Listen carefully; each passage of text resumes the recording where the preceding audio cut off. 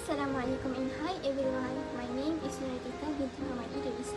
My registration number is 06 DSK20F2060. Hi, Assalamualaikum. My name is Dian Raida. My registration number is 06 DSK20F2066. We are from class DSK1A. Today, my friend and I will tell you about 8 criminal cases in Malaysia. The reason why we want to tell you about crime cases in Malaysia is because we want to educate ourselves to be human beings who have compassion for human beings, not because of selfishness. We are commit crimes against the innocent people and do not take revenge with evil. That is the important thing. Okay, so here is the brutal murder that occurred in Malaysia.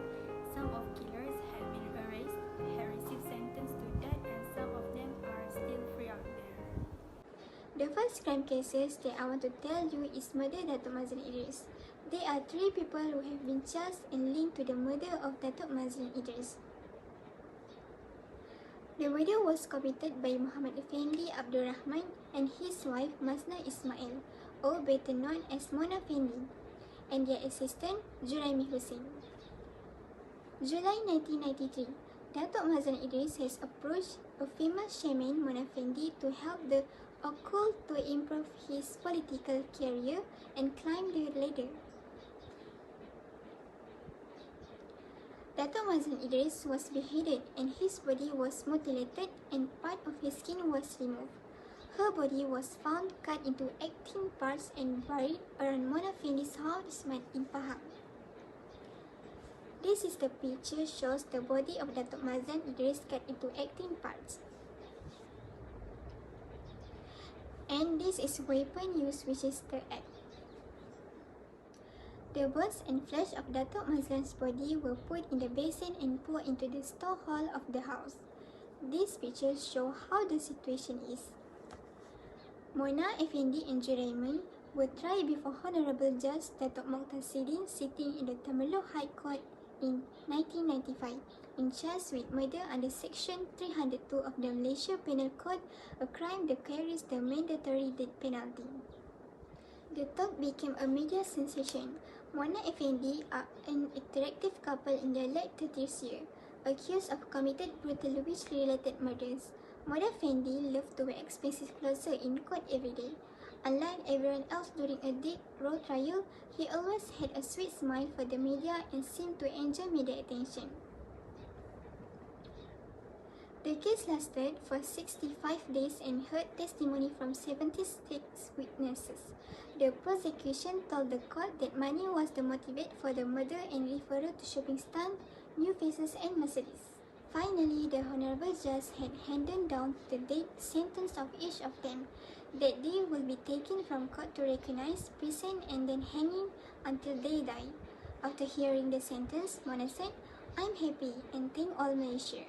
He was taken from court to jail. That is the short story about murder cases of Datuk Mazlan Idris. Okay, first, murder of Kenny Ong case. Information technology analyst Lee Kenny Ong was kidnapped at Bangsa Shopping Centre on 13 June 2003. Before her body was found dead and being burned in a drain at a construction site, New Pantai Expressway Project, Petaling Jaya, on 17 June 2003. Aircraft cabin cleaners Ahmad Najib Aris is sentenced to death by the High Court after being found guilty of murdering and raping analyst Information Technology Kenny Ong Lei Kian. Okay, so motive of murder Ahmad Najib, murder victim Kenny Ong because she looks beautiful and slim. The tragic begins when Kenny, who accompanied his mother Piri Viswanathan and her sister attend a dinner at restaurant Monte in Bangsa Shopping Centre where Ahmad Najib kidnapped her. He kidnapped Kenny along with the registration number of Proton Tiara WFN 6871. The body was found burned in several holes with his hand crossed on his chest and his legs dangling out of the hole. Her body was found buried under the 2 tires contained cement in the sewer hole 4 days after she was kidnapped from the parking BSC. The topic of Kenny Ong was short Malaysian until today. second is murder of Datuk Susilawati Lavia. Since August 30, 2010, Susilawati has been reported missing along with 3 others, namely her driver, personal lawyer and a bank official. He is said to have brought 14 million to Banting, Selangor to meet a lawyer on the purchase of land in Penang worth 1.4 million. Police classified the case as a missing person case because there was no claim for money. Did you know that this case happened in a neighbor area of my house? When I did a search on these criminal cases, I just found out it was close to my house because when this happened, I was a child and I didn't know anything. How is the chronology of Datuk Susilawati being killed along with 3 other murder victims? Initially, victims retrieved cat stick and other blunt weapon with the intention of weakening them before their hands are tied with wire. The victim was stabbed with a sharp weapon by a group of criminals to death covered in blood. Some victims are said to have had their bodies mutilated before being burned. Then, their body was made with cow dung. Cow dung is used to speed up the burning process. Petrol was poured before burning the victim's body to ashes in order to remove evidence of crime in the suspect oil palm plantation based on the preliminary evidence which is located in Sungai Gadung Tanjung Spai. Among the evidence found by forensic in Sungai Pacau, Kampung Kancung Laut, are fragments of lime tissues ashes believed to belong to their bodies of 4 murder victims, 3 branded wash straps, 6 pieces of zinc found in Sungai Gelanggang Buaya, Kampung Kelanang, knife along 30 centimeters and many other pieces of evidence. In the end, the police managed to detain all the suspects and have already been punished. Okay, next. Fashion model Altantuya Sharibu, 28 years old, was found dead in Selangor. The police believe she was shot twice in the head and her body blown into pieces. It is understood that C4 explosives used in demolition work were used to blow up her body in an effort to destroy evidence. The Malaysian police found fragments of bone, later verified as hers in forest land near the Subang Dam in Puncak Alam, Shah Alam. Altantuya Sharibu went missing about 3 weeks ago. The Malaysian media report that information provided by her sister and cousin led to the arrest of 3 police officers. First, a chief inspector, a woman detective, and a corporal of the local special force unit. Her sister and cousin lodged police reports when Altantuya did not return to her hotel, Hotel Malaya, on 19 October. Members of the police force were arrested during the murder investigation. The 2 murder suspects have been named as Chief Inspector Azila Hadri and Corporal Sirul Azhar Umar. They had been members of the elite unit Tindakan Khas, the Malaysian Police Special Action Force or Counter-Terrorism Unit, and were both assigned to the office of the Prime Minister Najib Razak, albeit as bodyguards, who was also the Defence Minister at the time of the murder. Abdul Razak has been charged with abetting the murder. The police officers were acquitted in 2013 when a lower court ruled there had been gaps in the evidence against them. But on 13 January this year, Malaysia's highest court overturned the acquittal and reinstated the death sentence. Cyril was not in court for the decision. The Shah Alam High Court made out the death sentence the 2 of the accused on 9 April 2009, wrapping up the 159-day trial. Next, I will tell about Nurin Jazlin. Nurin Jazlin Jasminin is a child victim of kidnapping and murder in Malaysia whose case has received media attention throughout the country. He was reported missing after going out to the night market near his house in Section 1 Wang Semajun. Various efforts are made through the media and the public, including NGOs. There are also parties who offer gifts to anyone who can provide information until Nurin's killer is arrested. The individual who offered the reward was Tan Sri Robert Pang, a school of the Malaysian Crime Prevention Foundation, MCPF, with a price of 5,000, An MCS offer of 10,000 to several individuals were declined to be identified was offered 5,000. On the morning of September 17, 2007, a sport bag that had just been left in front of a shop house at PJS 1/48 Petaling Jaya was found by the shop owner. This is the picture of bag. It contained the body of the identified Charles Stipe in the fetal position. Police believe he had died more than 6 hours before that discovery.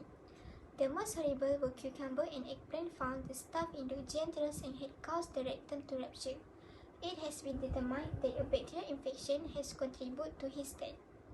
His body was later claimed by his family from the Kuala Lumpur hospital and buried at Taman Ibu Kota Islamic Cemetery, Setapak, Kuala Lumpur on September 21 after Friday noon prayers. However, these child killers are still free out there. I hope this case does not end just like that. Then, murder of Suzeli Mohta. On 7 October 2000, Nur Suzeli Mohta, a computer engineer, board a public bus to work. But something unexpected has happened where Suzeli were raped over and killed by the bus driver. The bus driver said to have revealed all the passengers except Suzeli before taking a different route and do it in a place of crime. The bus driver then moved back on the road where Nur Suzeli seen knocking on the door of the bus and asked for help by a key witness who was a young boy. That was the last time she was seen alive. The former Kiara Express bus driver put up a different show when he was led outside the court after the judgment. He tried to kick prize photographers. Offender, a man who was married and had children, Mat Hassan Hanafi, was found guilty and sentenced to hang by the Shah Alam High Court on 25 April 2002 for the murder of Nur Suzeli between Lorong Hilir, Taman Bayu Perdana and housing project construction site in Taman Bukit Tinggi, Klang, between the hours of 8:50 a.m. to 9:15 a.m. on October 7, 2000. The accused, who has been married 4 times, also erased a 20-year and 12 lashes on charge of rape victims. Sentence of imprisonment imposed is the maximum under section 376 of the Penal Code. Hanafi was sentenced to death in 2008. Another crime cases that I want to tell you is murder Norita Samsudin. The murder case of development and business executive Norita Samsudin 22 caught the public's attention and sparked various speculation when reported by the mass media in December 2003. Norita was found dead, murdered in disgraceful condition at her residence, Puncak Prima Galleria Condominium Sri Hatamas, Kuala Lumpur, by his housemate Nur Azura. Following the incident, various speculation arose involved his lefters before. The love story and the cause of death of the girl were revealed through the testimony of more than 34 witnesses during the 28-day trial at the Kuala Lumpur High Court. An Indian Muslim man who was also Norita's boyfriend was charged with murder following a report by the victim's older sister. However, after the trial and court appeal process, the accused Hanif Basri was released from sentence. The last one is murder in Tampin. 4 body was found dead in horrific brutal and including a headless body that believed to be killed in 2 separate house located near Kampung Batang Rokan, Gemencir. Victim identified Atan Daud, a former imam of the village, and his wife Sufia, Ismail Awang, and his son Ismail, Siti Khadijah Ismail. Negeri Sembilan Perlis Chief Dato' Osman Saleh said 4 body was believed killed around 10 a.m. but the incident was discovered after another son Ismail and Siti Mariam came home from school at 3:30 p.m. There are knives stabbed at all the victims, and at the last knife is stabbed on the chest of Siti Khadijah. Atan been chopped off his left hand and Sufia been chopped off his right hand, while Ismail been chopped off his head. The Police refuse that not a robbery motive and are investigating all possibilities including misunderstanding. The case is being investigated under Section 302 of the Penal Code. Police found human limbs were planted in a cemetery near here at midnight. Excavation of a hole in the Muslim cemetery in Section 21. Okay, so that's all from us. Thank you for watching our video. See you next time guys. Bye.